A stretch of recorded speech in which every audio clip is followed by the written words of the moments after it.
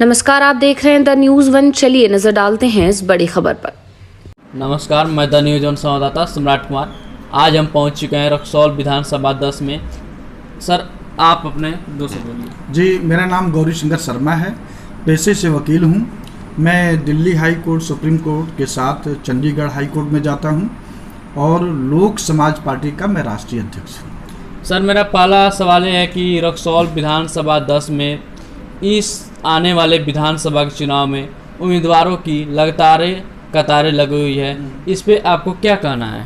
देखिए, जो चुनाव होता है, चाहे लोकसभा का चुनाव हो या विधानसभा का चुनाव है, यह एक ऐसा पवित्र यज्ञ होता है, हवन होता है, लोकतांत्रिक हवन होता है, जिसमें जनता को, इस क्षेत्र के नागरिक को, जो वोटर हैं, उनको सोच करके अपने अधिकार ऐसे व्यक्ति को देना होता है 5 साल के लिए, जो इस क्षेत्र के हित के लिए, उसकी समस्याओं को हल करने के लिए कानून बनवा सके। और ऐसे लोगों को नहीं भेजना चाहिए जो इस क्षेत्र के लोगों को एक वस्तु समझ करके जहां चाहें वहां बेच दें।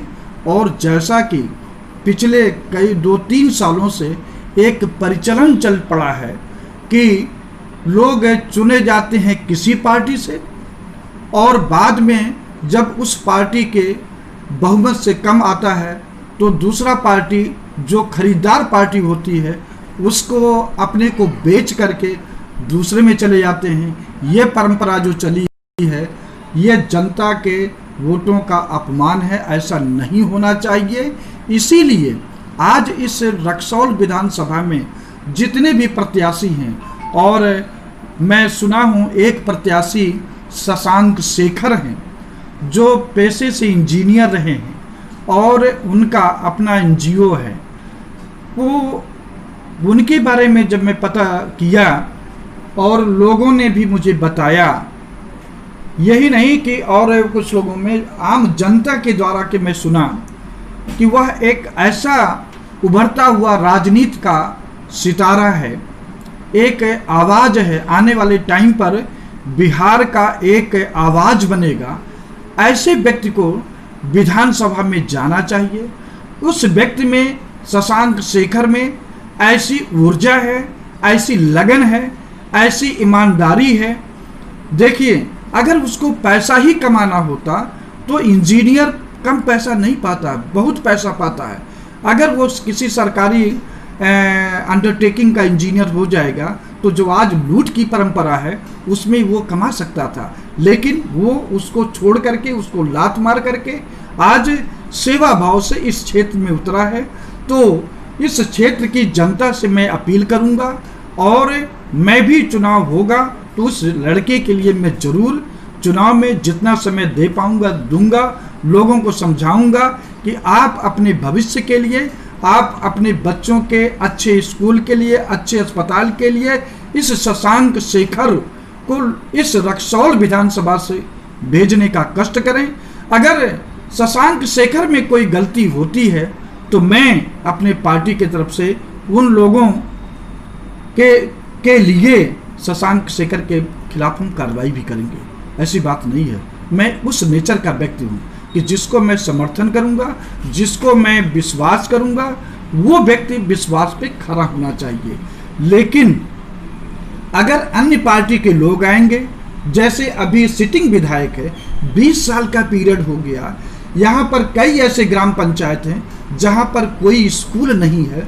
कहीं मैं इंटरव्यू किसी का देखा तो उसमें वो बच्चे कह रहे हैं कि मैं तो पढ़ना चाहता हूँ लेकिन मेरे गांव में स्कूल नहीं है, मेरे आसपास में स्कूल नहीं है, उनको 2 किलोमीटर 2.5 किलोमीटर जाना पड़ता है। ऐसे विधायक को, ऐसे जनप्रतिनिधि को, ऐसे सांसद को, ऐसे मुखिया को मैं तो समझता हूँ, अगर ये भारतीय पेनल कोड में, इंडियन पेनल कोड में ऐसी व्यवस्था नहीं है, लेकिन लोक समाज पार्टी की जब सरकार बनेगी तो ऐसे लोगों को प्रतिबंध लगा दिया जाएगा जो एक अपने को व्यापारी समझ करके, अपने को एक बिजनेसमैन समझ करके इस क्षेत्र में आते हैं और यहाँ के लोगों का सौदा करते हैं। और सर मेरा दूसरा सवाल आपसे है कि रक्सौल में दिन प्रतिदिन रोडों की हालातें ख़राब होती जा रही है, दिन प्रतिदिन रोड एक्सीडेंट हो रहा है, बहुत सारे ऐसे घटनाएं सामने आ रही है, इस पे आपको क्या कहना है?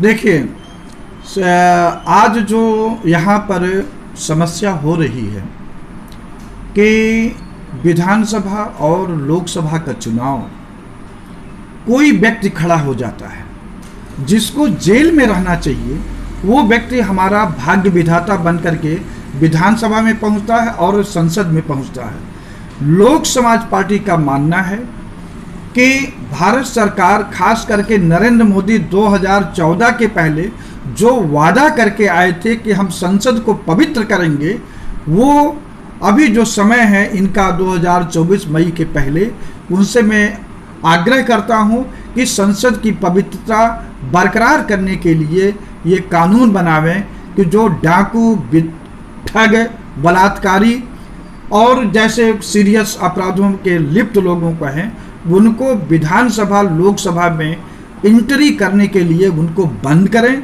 अगर ये नहीं करते हैं तो हम लोक समाज पार्टी के माध्यम से लोगों के पास जा रहे हैं, जागरूक कर रहे हैं और 2024 में हर हालत में नरेंद्र मोदी को हम बाहर करेंगे और उसके बाद में जो सरकार बनेगी उसके मिल करके इस जनप्रतिनिधित्व कानून में यह कानून बनाया जाएगा कि डाकू, विधायक, बलात्कारी, ठग, इनको विधानसभा लोकसभा में एंट्री नहीं करने दिया जाएगा और लोकसभा विधानसभा का चुनाव सरकारी फंड से लड़ा जाएगा। आज ऐसी व्यवस्था हो गई है, जो ईमानदार व्यक्ति है, काबिल व्यक्ति हैं, जो देश का वास्तव में सेवा करना चाहता है, क्षेत्र का वास्तव में विकास करना चाहता है, लेकिन गरीब होने के कारण वो चुनाव नहीं लड़ सकता है। लोक समाज पार्टी इस उद्देश्य से चली है कि जो वास्तव में चुनाव लड़ने के लिए, इस देश की पवित्रता बनाए रखने के लिए, इस देश की डेमोक्रेसी को मेंटेन करने के लिए, इस देश की डेमोक्रेसी की लोकतांत्रिक कल्याणकारी राज्य की व्यवस्था को मेंटेन करने के लिए उन्हीं लोगों को भेजा जाएगा और ऐसे लोगों को नहीं भेजा जाएगा। आज जहाँ तक रोड की जो नहीं बन रहा है, ये जिम्मेदारी किसी की तय नहीं है। अगर ये जिम्मेदारी तय हो जाए कि क्षेत्र के विधायक को पैसा मिला है और क्षेत्र के सांसद को पैसा मिला है, क्षेत्र के मुखिया को पैसा मिला है, नगर निगम के वार्ड के उनको पैसा मिला है और इस बॉर्डर सिक्योरिटी फोर्स के बॉर्डर फंड भी होता है, उनके अधिकारियों को मिला है, अगर ये पैसा लगा है फिर भी सड़क टूटी हुई है, तो इनको लोक समाज पार्टी ऐसे क्षेत्रों में, ऐसे हर क्षेत्र के लिए जहाँ पर सड़क की व्यवस्था है, टूटी है, नहीं मेंटेन हो रहा है, तो इंजीनियर सहित विधायकों को भी, ठेकेदारों को भी उनको दंड का प्रावधान किया जाएगा, जेल का प्रावधान किया जाएगा कि आप सड़क बनाए हो तो टूट कैसे गया 5 साल के पहले, अगर टूट गया तो उसको मेंटेनेंस क्यों नहीं होगा। ये सब कानून लोक समाज पार्टी चल रही है देश के लिए। ऐसे हम लोगों अन्य ठग जैसे पार्टियों के लिए हम लोक समाज पार्टी नहीं बनाए हैं। एक देश में नया विकल्प देने के लिए लोक समाज पार्टी चली है। चलिए, आपसे मिलने के बाद बहुत बहुत शुक्रिया, धन्यवाद। ठीक है। नमस्कार, आप देख रहे हैं न्यूज़ वन। ऐसे ही बड़ी खबरों को देखते रहने के लिए हमारे चैनल को सब्सक्राइब करें और बेल आइकन दबाना ना भूलें।